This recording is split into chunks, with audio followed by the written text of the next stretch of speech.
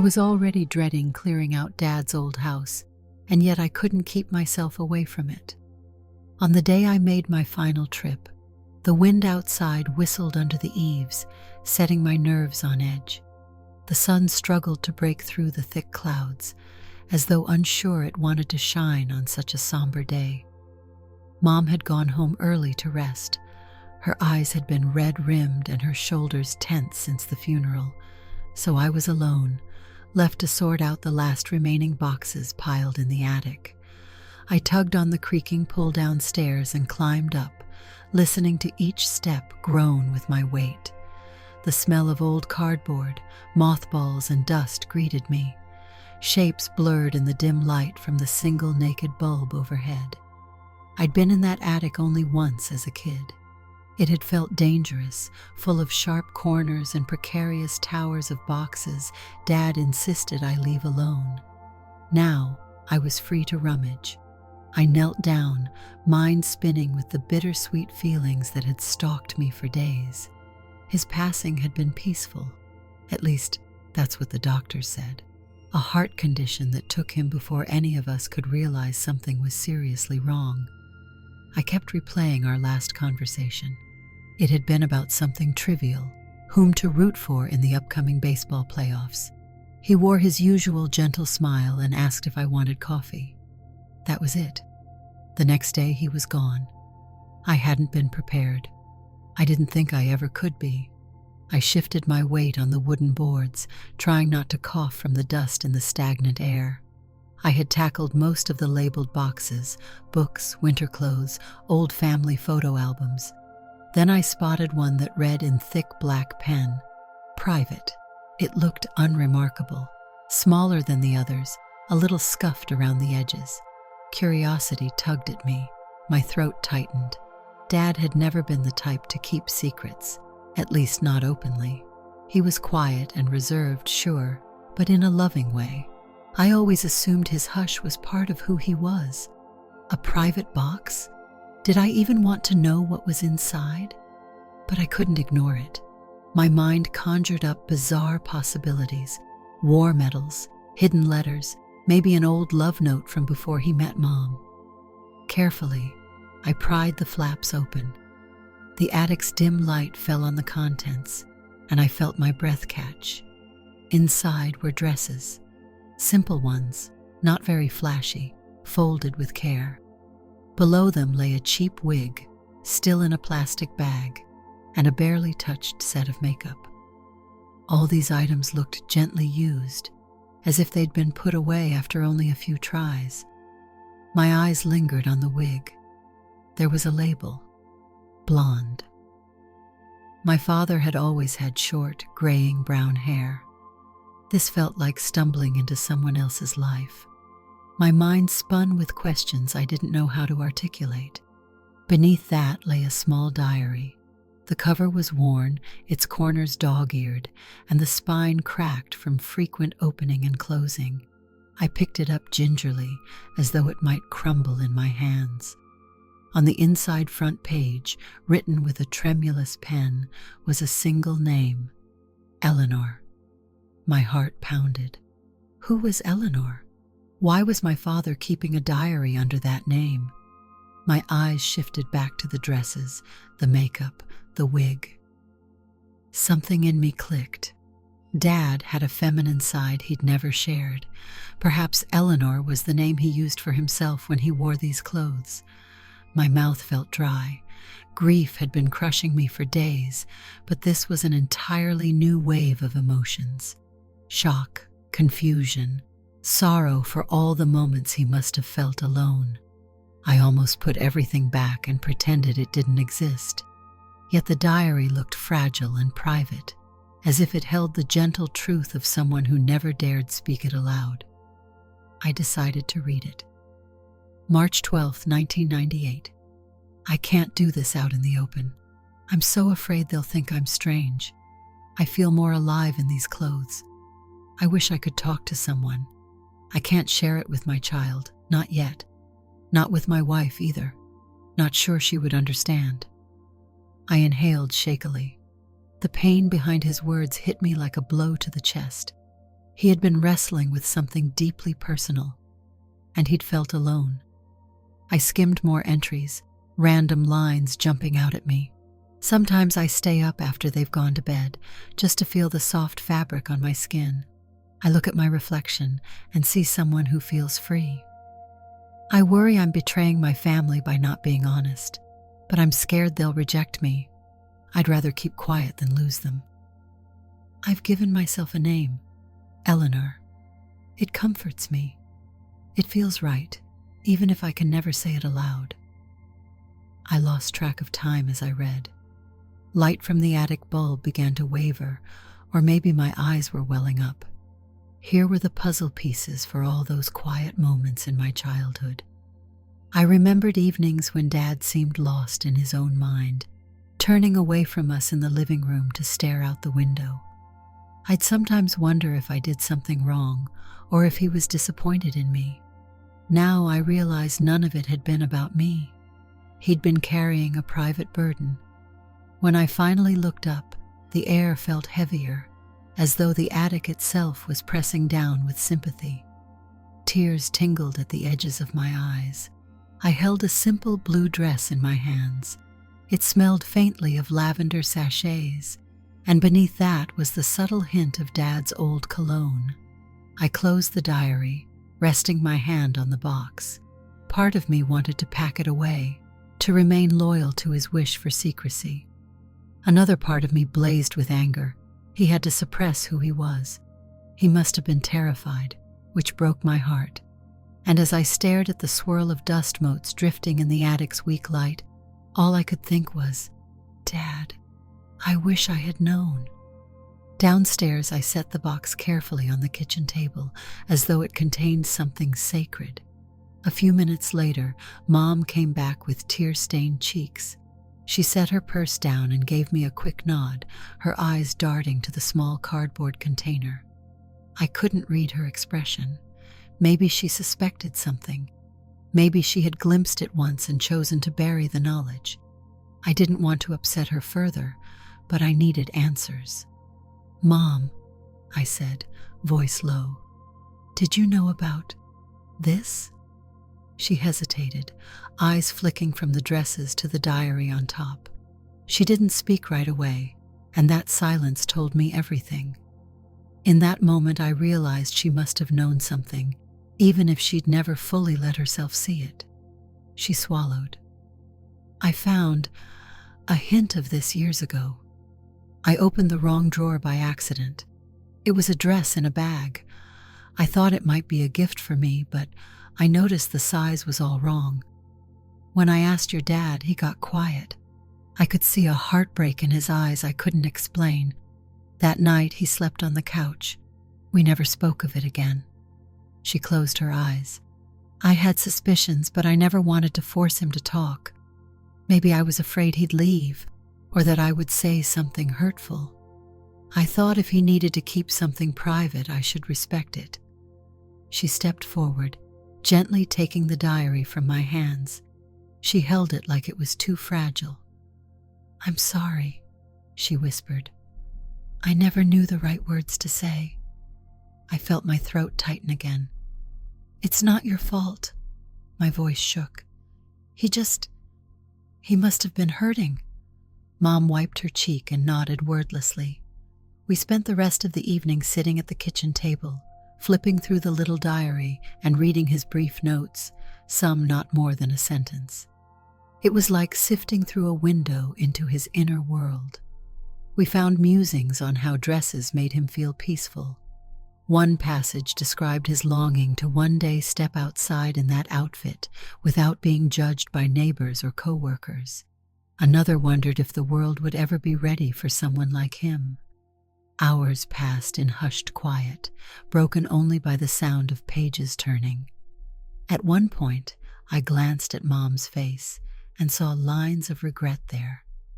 Perhaps she was wishing she could have comforted him. I felt the same regret deep in my bones. Eventually, we closed the diary.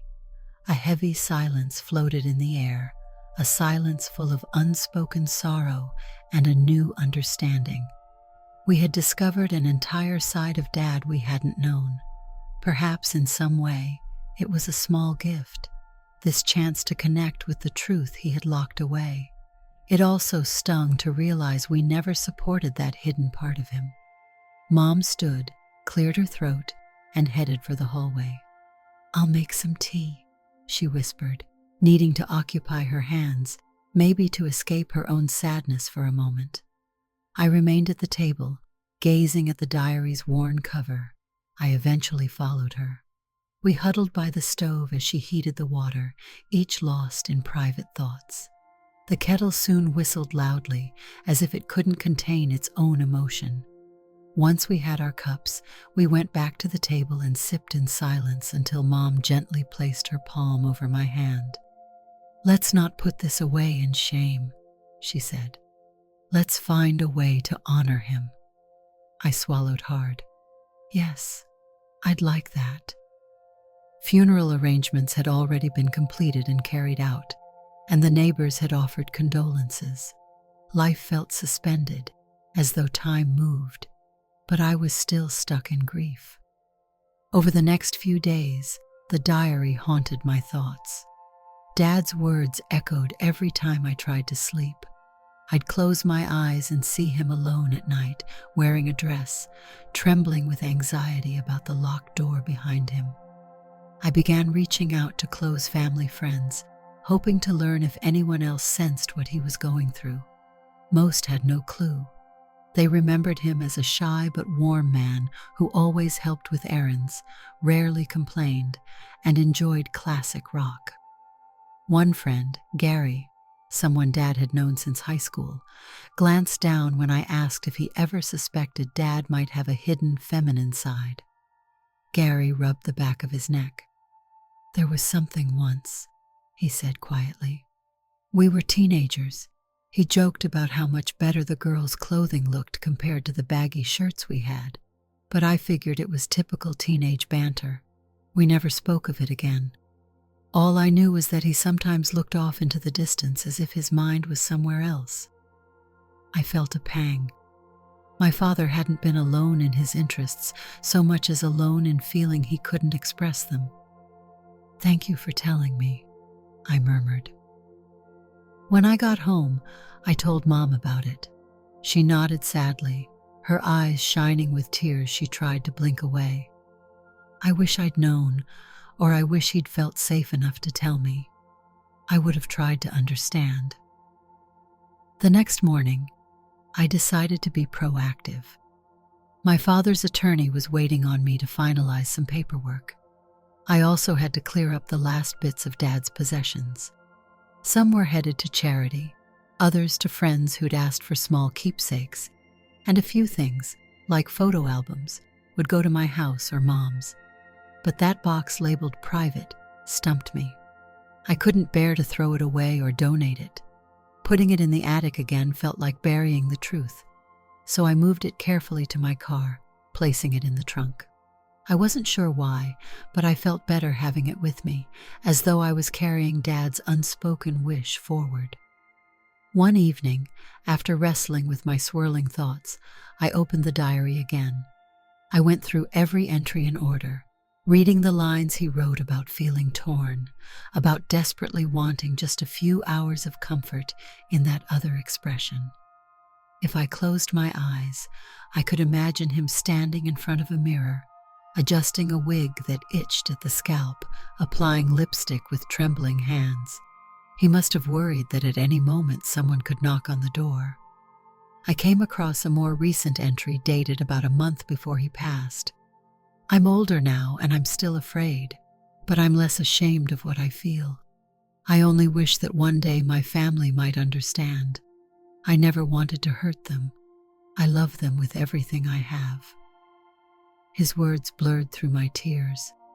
Slowly I wiped my cheeks and breathed. He had wanted to share it, but fear had won out, and I realized that it was a tragedy, and also a testament to how much he cared. He never wanted us to worry or to see him differently. A soft knock on my bedroom door pulled me out of my thoughts. Mom poked her head in. "Sorry, She let the sentence drift off as her eyes flicked to the diary. "Do you mind if we talk?" I shook my head. "Of course not." She sat down on the edge of the bed. Her posture was stiff, her hands clasped in her lap. "I can't stop thinking about him. I keep going over every conversation we had in the last few years, trying to see if he was giving me subtle hints. We had our share of arguments, little things about finances, or whether you should go to the local college or out of state, but there was never a big confrontation. It's almost as if he was protecting us from any strong reaction." I placed a hand on her knee gently. "I know. I wish I could tell him I'm not upset, that I don't hate him for wanting to cross-dress. It doesn't change who he was." She swallowed. "It doesn't. I just—" She took a shaky breath. "I want him back." Her words made my own heart tighten. I wanted the same. I missed him so badly, especially now that I realized there was more to him than I'd known. We sat there, letting the grief flow between us in silence. Sometimes no words can fix the ache, but sharing it can at least keep it from overwhelming you alone. Finally, I gathered enough courage to speak. "He left behind these dresses, the makeup, the wig. Maybe we could do something meaningful. Donate them to a place where they might be appreciated, or keep one item as a reminder of what he loved."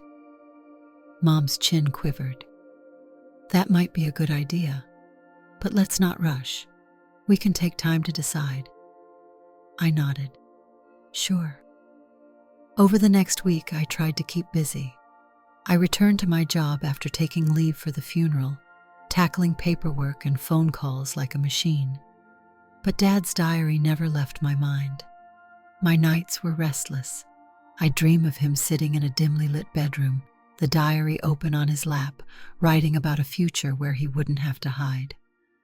One late afternoon, my phone rang as I was packing up to leave work. The screen showed Mom's number. "Hi," I answered. "Everything okay?" Her voice shook. "I went to the backyard shed to clear out some old gardening supplies. I found a hidden storage bin. I think there might be more of his things in there." My stomach fluttered. "Stay there. I'll come by right now." I hurried to my car and drove, the setting sun painting the sky in pale orange. When I arrived, I found Mom standing by the shed, arms wrapped around herself. She seemed lost in thought. I stepped forward and gently guided her inside. The smell of grass seed and rusted tools filled my nose. In the corner sat a plastic storage bin with the lid half off. Inside were a few more items of clothing, an ankle-length skirt, a pair of modest heels in Dad's size, and a notebook. The cover was different from the diaries, but as I flipped it open, I realized it was a set of typed-out pages he'd printed and stapled, then stuffed inside the notebook. They looked like reflections or letters addressed to nobody in particular. I read silently. I wonder if it's worth writing all this down, but I can't talk about it aloud. Sometimes I think about telling my family. I see them gather for dinner, and they look so happy. I'm afraid of shattering that. I don't think they'd despise me, but the fear is still there, always lurking. After a long pause, I turned to Mom. "We keep finding these pieces of him. It's like every corner of this house holds a fragment of who he really was." She nodded slowly, tears brimming. "He must have tucked them away, hoping no one would find them while he was alive. Maybe part of him did want us to find them eventually." We put the items carefully in a bag. On the walk back to the house, crickets started chirping under a darkening sky. A lonely feeling spread in my chest, accompanied by a hint of determination. He wasn't here to explain himself, and yet I felt closer to him than ever. I couldn't help but feel we had to do something more tangible to acknowledge that part of his life. That night, Mom and I sat on the living room couch, knees almost touching. I placed the newly discovered items on the coffee table.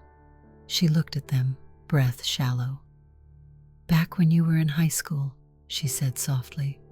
I remember he used to tell me he was proud of you for how open-minded you were about the world. He'd say, "Our kid has a good head on their shoulders, understands that people come in different shapes and sizes and personalities, and that's okay." I never realized how much he might have been hinting that he wished you could be that understanding with him. I felt my eyes sting. I recalled a memory. Dad was helping me with a school project about civil rights. He became unusually passionate about treating everyone with dignity. "I just thought he was a caring person," I said hoarsely. I never connected it to his own hidden feelings. Mom exhaled, a tremor in her breath. "I wish we could have changed things for him." Silence settled again. I studied the items Dad left behind. The dresses, that wig, these heels in the bag. They weren't just clothing. They were symbols of a quiet longing. Mom reached out and squeezed my hand. "I want to keep one of the dresses, just one, as a reminder that he was more than we knew. Would you be all right with that?" My chest felt warm with unexpected gratitude. "Yes, of course. I think that's a wonderful idea." She selected a simple lilac dress and set it aside. I could see her fingertips trembling. "I never wore anything this color," she murmured, "but it's so pretty." We decided we would store the rest of Dad's hidden clothes somewhere safe while we figured out what else to do. Part of me felt that maybe in time, if we encountered someone else who needed them, someone in Dad's situation, perhaps that might be a meaningful gesture. Life moved forward in small increments: work, errands, phone calls from relatives offering sympathy.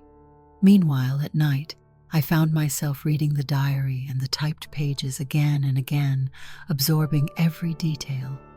I discovered small lines describing how, even though Dad couldn't reveal everything, he loved me and Mom wholeheartedly. His fear didn't negate his devotion, it just made him more protective. One afternoon, I met up with an old friend from the neighborhood, Tanya. We ended up at a coffee shop, the rain tapping lightly against the windows. We exchanged the usual pleasantries about how we were coping, how my mother was handling the loss. Then my voice quavered as I explained what I had found in the attic. Tanya's eyes widened. "He liked cross-dressing? Wow, I had no idea. He always seemed like a straightforward, sweet man, but I guess that part of him was hidden." I nodded. "That's exactly it. I didn't see it at all, and now I can't stop thinking about how tough that must have been for him." She reached across the small table and rested her hand lightly on mine. "That must be overwhelming." I sighed, staring down at the foam on my latte. "It is. I feel grief, anger, compassion. It's a roller coaster. I wish I could have told him I still cared about him, no matter what he wore or what name he called himself in private." Tanya squeezed my hand. "Maybe you can find a way to celebrate who he was. I bet that would mean a lot to him, wherever he is." Her words left me thinking. That night, as I drove home, the reflection of streetlights shimmered on the wet pavement. Something inside me started to blossom, an idea that we could do more than just quietly know about it.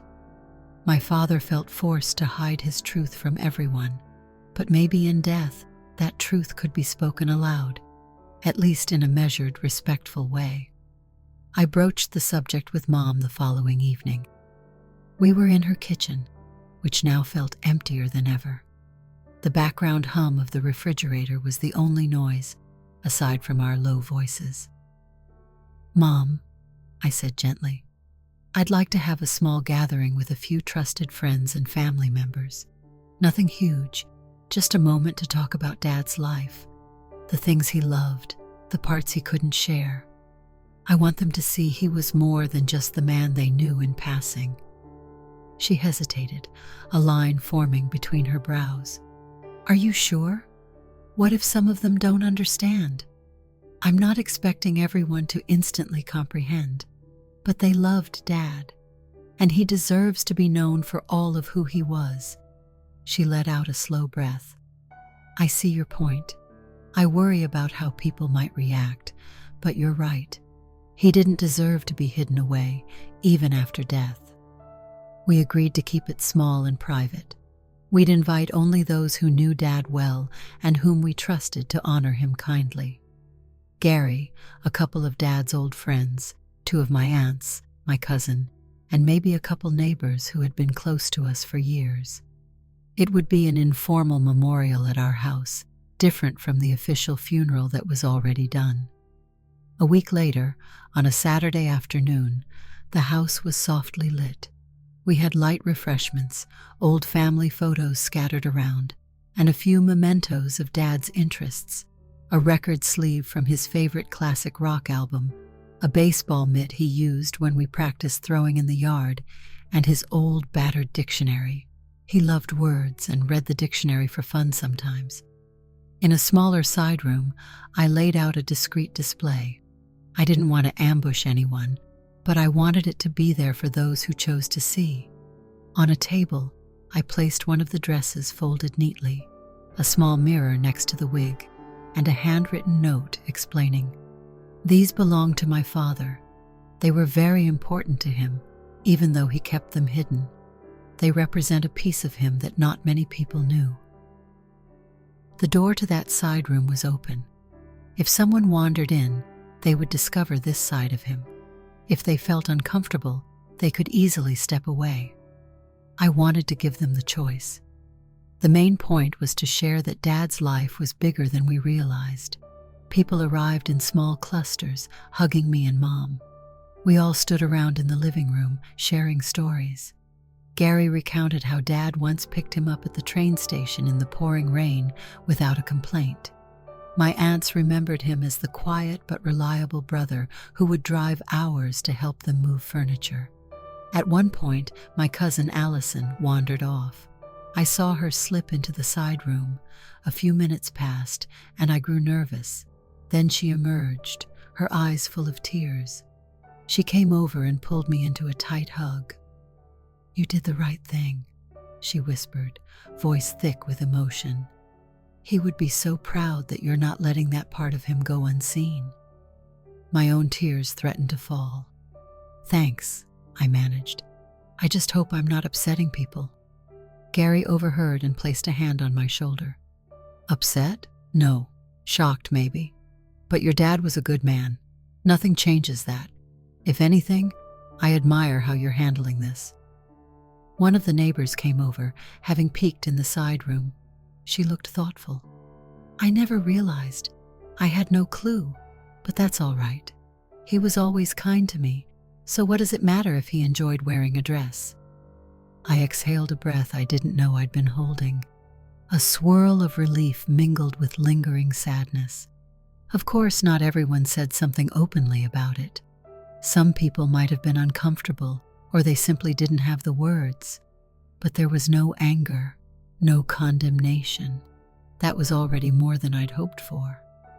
We ended the afternoon sharing sweet memories, like how Dad pretended not to like sweets, yet always snuck a piece of cake after everyone went to bed, or how he'd quietly cover us with a blanket when we dozed off on the couch, a quiet caretaker, never demanding recognition.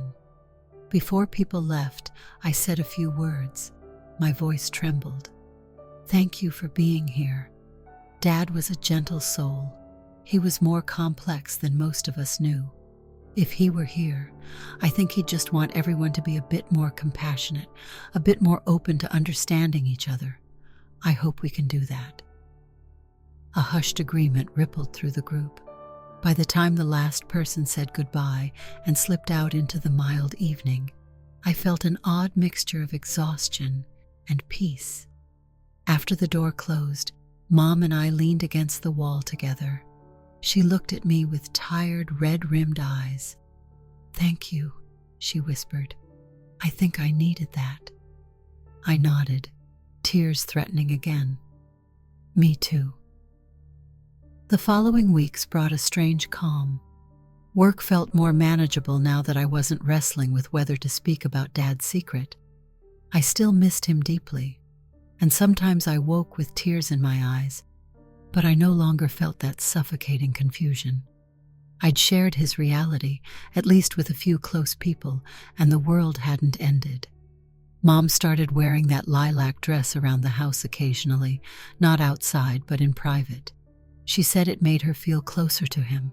She didn't try to dress up in a wig or makeup, but that single dress was like a gentle reminder of the quiet person he'd been.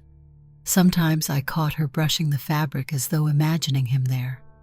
One evening, I found her in the living room, holding a Polaroid picture I'd never seen before. It was old, edges turning yellow. She passed it to me. My father stood in the backyard, wearing an oversized t-shirt and jeans. He had an almost shy smile, as though he was aware of the camera, but felt awkward. I looked closer and noticed the faint outline of something like eyeliner around his eyes. It was subtle, barely noticeable, but now, knowing what I knew, it seemed to be a tender clue.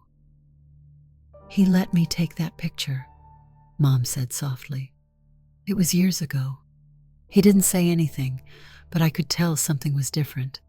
I put the photo in a box, and then I forgot, or I forced myself to forget." I held the photo, tears in my eyes. I think he tried to show us in little ways, but fear held him back. She stroked my hair gently. "Thank you for helping me see him more fully." Eventually, we scheduled an appointment with Dad's attorney to finalize the estate. With the official steps done, the house would pass to Mom entirely, and we'd have some decisions about finances. That day, in the attorney's sleek office, the fluorescent lights buzzed overhead as we signed paper after paper. The attorney, a tall man with a calm demeanor, shuffled documents in tidy piles. After we finished, I lingered a moment, feeling the weight of finality. "So that's it?" I asked. "There's nothing else?" He offered a small smile. "Nothing else, at least on paper. Your father was quite straightforward with his estate. There's no secret trust or anything." I nodded, that ache returning. "I understand." I shook his hand, and Mom and I left. Standing on the sidewalk outside, feeling the cool breeze, I glanced at Mom. "It's strange. Life just goes on." She nodded. "I know. Some days I wake up and expect to see him at the breakfast table. Then I remember." I swallowed the lump in my throat. "We'll keep going. Together." She managed a small smile. "Yes, we will." We spent more time deciding what to do with all of Dad's private belongings. We ended up donating some of the clothing to a center that provided resources for individuals exploring the same area of life. The center's representative was discreet and thanked us for thinking of them. We decided that's probably what Dad would have wanted, for those items to help others who felt the same sense of secrecy and yearning for understanding. We kept a few pieces: the diary, the typed pages, one dress for Mom, and the wig. Even if we never used the wig, it felt like an important part of him. I placed them all in a sturdy, beautifully carved box I found at a craft store. With care, I lined the box with tissue paper so nothing would be damaged. Mom watched me do this from the kitchen table. "That's lovely," she murmured. "We can keep it at my place, or if you want, you can take it home with you. Whichever feels right." I thought about it. "For now, maybe you keep it, but I'd like to borrow the diary from time to time. His words help me feel close to him." She nodded. "Anytime you want." As the weeks turned into a couple of months, I began to feel lighter. The rawness of grief softened into a deep nostalgia. Dreams about Dad no longer felt like nightmares. They were comforting, as if he was visiting me in a place where he could be himself. I'd see him wearing that lilac dress, smiling shyly, and for once, he didn't look afraid. Mom also seemed to be healing in her own way. Sometimes I found her gazing out the window, the lilac dress draped over her lap. She once told me, "I feel like I understand him so much better now." It's too late to tell him, but maybe he knows.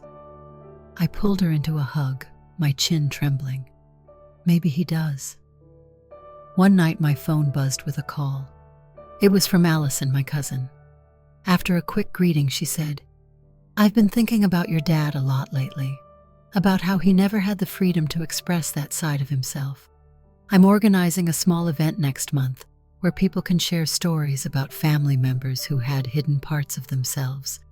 It's meant to be a supportive environment, but I know it might be personal. I just wanted to invite you, no pressure." I felt my heart skip. That's a beautiful idea, Allison. I'd like to come." She exhaled with relief. "Great. It won't be big, just a handful of people. You can share as much or as little as you like." We agreed on the details, and I hung up feeling a swirl of nerves and warmth. It felt right. Dad never got to stand proudly in front of people in a dress, but maybe I could stand up for him by sharing a piece of his story. When I told Mom, she tilted her head thoughtfully. "Would you like me to come?" I shrugged, uncertain. "Only if you feel comfortable. It might be emotional."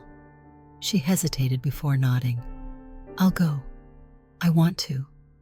I want to honor him." The day of the gathering arrived. It was in a small community space, not far from the coffee shop where I'd first told Tanya.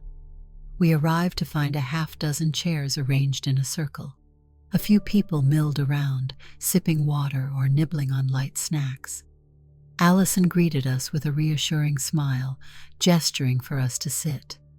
Everyone took turns speaking about a loved one they'd lost, a loved one who struggled with identity or personal truths they felt unable to share. One woman spoke about her sister who'd always wanted to pursue art, but was pressured to take over the family business. Another individual spoke of an uncle who never told anyone he wrote poetry until after he passed, and they discovered notebooks full of verses. When it was my turn, I wiped my damp palms on my jeans and stood. My voice quavered at first. My father was a kind man. He liked baseball, classic rock, and gardening. He taught me to be curious about the world, but he carried a secret. He had a feminine side named Eleanor. After he passed, I found his diary and clothes in the attic. He never felt safe enough to share them with me or my mom. My throat tightened. I took a moment to steady myself. He wrote about how wearing a dress made him feel free, but also terrified. He worried we wouldn't love him if we found out. But I do love him, and nothing could change that. Sometimes I wish I could go back in time and tell him, "It's okay. You're still the same person, and I still care about you." A tear slid down my cheek. I hope that by telling you about him, I'm giving him the voice he never got to have when he was alive. And I hope that if anyone here is afraid of being who they are, they know they're not alone. I sat down, my heart pounding, and Allison put a comforting hand on my shoulder. A gentle hush followed, as though the group was collectively absorbing my words. Mom stood up next, taking a short breath. "He was my husband for decades. I never hated what he did or wanted to do. I just didn't know how to handle it, and I never made him feel like he could open up. That's one regret I'll carry forever. But I'm here because I want him to be remembered fully. He was a quiet, gentle man, and sometimes he was Eleanor too." She stepped back, and I could see tears in her eyes. Yet there was also a softness, perhaps a release of that guilt. People nodded with empathy.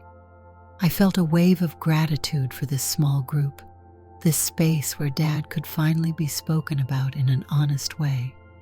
When the event ended, strangers approached to offer kind words. One person said, "Your father sounds wonderful. I wish he could have lived with less fear." I smiled sadly. Me too. That night, back at Mom's house, we made tea and settled on the couch. She fiddled with her cup for a moment. I never realized how healing it could feel to just speak about him as he was, no pretending. I rubbed her back gently. He was a human being, caring, quiet, reserved, and also someone who wore dresses to find a sense of peace. All of that is true. She took a sip of tea, glancing at the lilac dress folded on the nearby armchair. Sometimes I imagine him in it, sitting right here, telling us about his day. It's comforting in a strange way. I placed a hand over hers. Me too. And I like to think that, somewhere, maybe he feels less alone. Seasons changed, and though the ache of missing Dad never vanished, life found a new rhythm. Mom started volunteering at the local library, a place she said reminded her of Dad's love for words. I threw myself into a few personal projects, including writing short stories. Occasionally, I used elements of Dad's life in them, never explicitly naming him, but weaving the essence of his quiet bravery into characters. One brisk autumn afternoon, I decided to visit Dad's grave. It was the first time I'd gone alone since the funeral. The cemetery was peaceful, leaves swirling around my feet. When I found his headstone, I paused, my eyes roving over the engraved letters of his name. The day had turned gray and overcast, and a cool wind brushed against my cheeks. I knelt, my fingers grazing the grass. I thought of the diary entries, the small acts of secrecy, the heartbreak of living a life partially hidden. My throat clenched as I whispered, "I'm sorry, Dad. Sorry you felt alone. But I found your box. I found the dresses. I found Eleanor. And I want you to know it doesn't change how I feel about you." My voice wavered in the open air. "If I could, I'd hug you right now and tell you it's all right. You're still my father. Nothing will change that." Tears began falling freely as I bowed my head. "I love you." I stayed there for what felt like an hour. The clouds thickened, and a gentle drizzle started. I let the raindrops roll off my jacket, feeling a sense of release. It was a final gift I could offer him, a promise that his hidden truth had been acknowledged and was safe with me. In the months that followed, Mom and I found ways to remember him without overshadowing our daily lives. We'd look through family albums, pointing out small smiles or subtle glances that hinted at a secret deeper than we realized.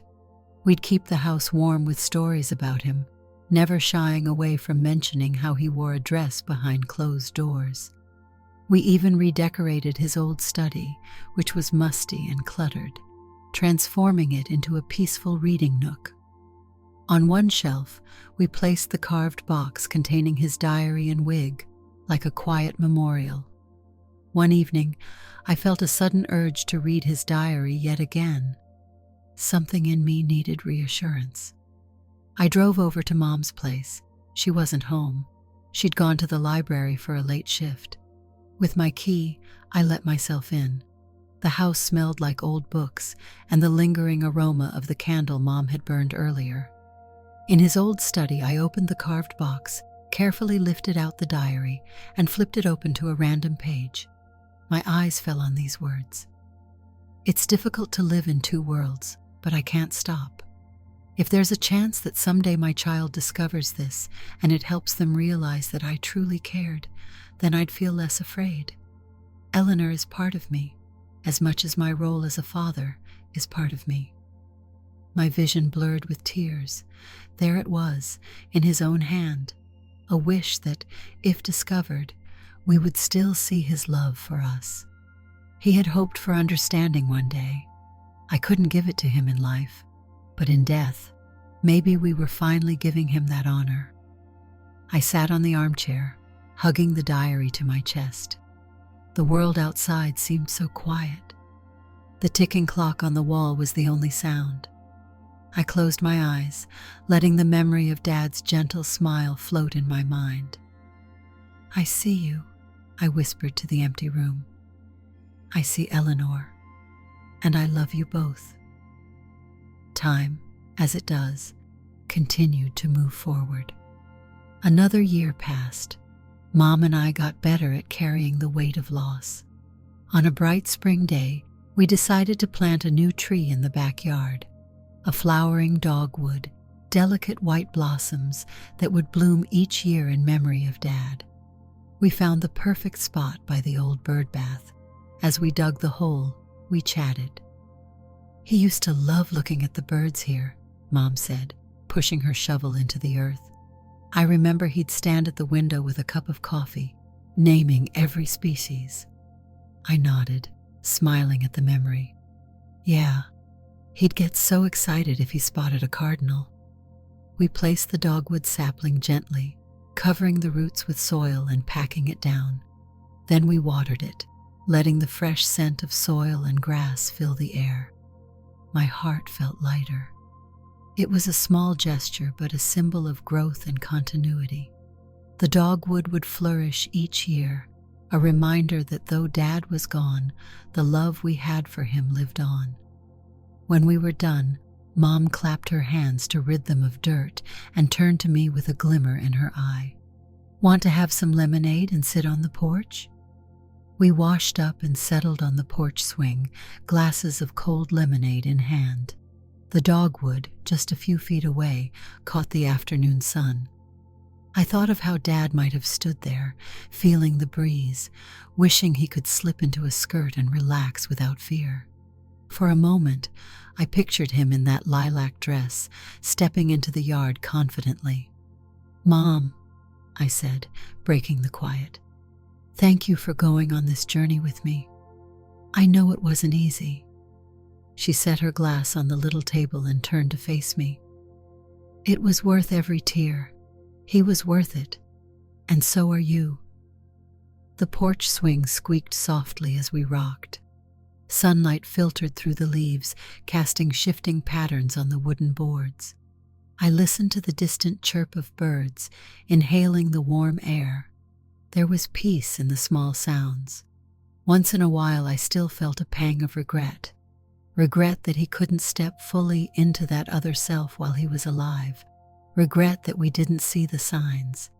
But I'd learned to let that regret live alongside the cherished memories. My father had found a careful balance in life, though it cost him dearly.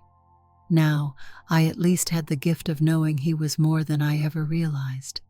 In quiet moments, I still read his diary. Each time, I'd discover some line I'd somehow overlooked before. A simple statement like, "I heard my child laughing in the next room, and it reminded me what I live for." Or, "I wish I could tell them about Eleanor, but I'm afraid it would change the way they see me." The diaries painted him not as a tragic figure, but as someone courageous in his own quiet way, holding on to a piece of himself in a world that he believed wouldn't understand. Maybe it wasn't a grand kind of bravery, but a small, persistent flame. He carefully protected it all his life, keeping it alive in whatever way he could manage. The day finally came when we were ready to take some of the dresses out of storage. We had discovered a community group that organized clothing drives for individuals exploring how they wanted to express themselves. The group handled everything with sensitivity and anonymity. Mom and I drove there with a bag containing a few dresses, the simple pair of heels, and the makeup kit. We still kept the lilac dress and the wig, but the rest felt right to pass on. The volunteer at the door greeted us kindly and explained how the donation process worked. We gently handed over the bag, and I felt a mixture of sadness and warmth.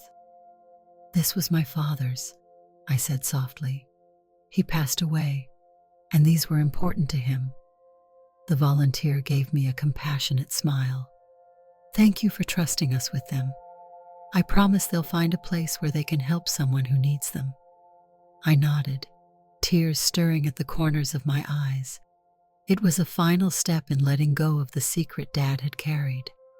Now that secret would become a source of comfort for others. As we walked back to the car, a sense of relief filled me. Mom's hand slipped into mine, and we squeezed each other gently. The years stretched on. Holidays came and went. We lit a candle for Dad at the table during the winter festivities, sharing anecdotes about his quiet sense of humor. On his birthday, we left a single flower by the dogwood tree, which was strong enough now to withstand winter's chill. In the spring, the blossoms arrived, pale and lovely, a symbol of a life that continues in memory. One evening, after returning from a particularly long day, I curled up on my couch at home, flipping through an old photo album. Pictures of Dad smiling at barbecues, pictures of him reading the newspaper. Each image had taken on new depth since I learned of Eleanor. I realized how many small hints there were. Sometimes the tilt of his lips seemed almost wistful. Other times, he wore an expression that hinted at private thoughts, concealed from the camera's lens. I closed the album, resting it on my lap. My phone buzzed with a text from Mom. "I miss him tonight, staring at the dress on my bed. Hope you're okay." I typed back, "I miss him too. Thinking of you. Love you." Yes, I missed him, but it was a tender ache now, woven through with understanding.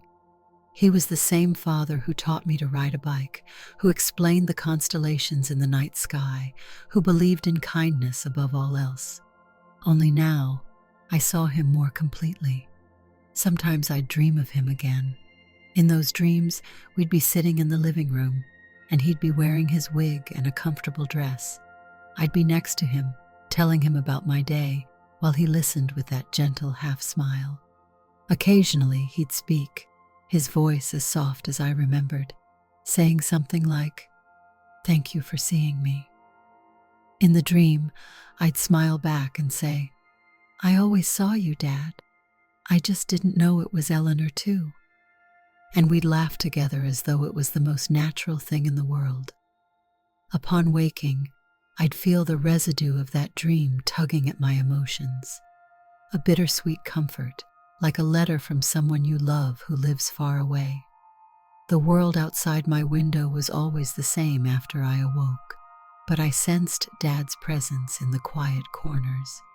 In the hush before morning, I could almost feel him watching over me, grateful in a gentle, unspoken way.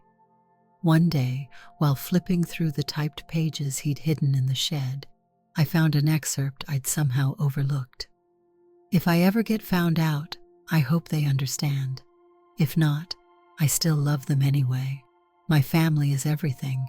This other side of me is part of me, but my love for them is bigger than my fears." I read it twice, 3 times, letting each word resonate. His final sentence struck me.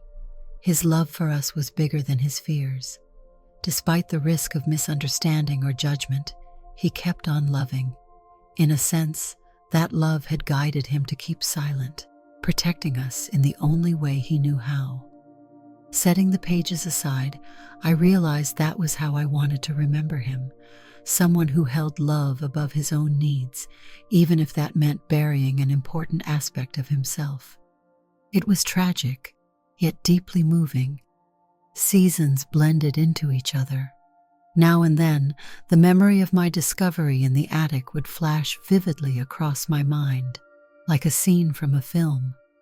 I'd picture the dust swirling in the pale light, the dresses folded in that small box, the diary brimming with raw confessions. The initial shock was gone, replaced by a quiet sense of closeness.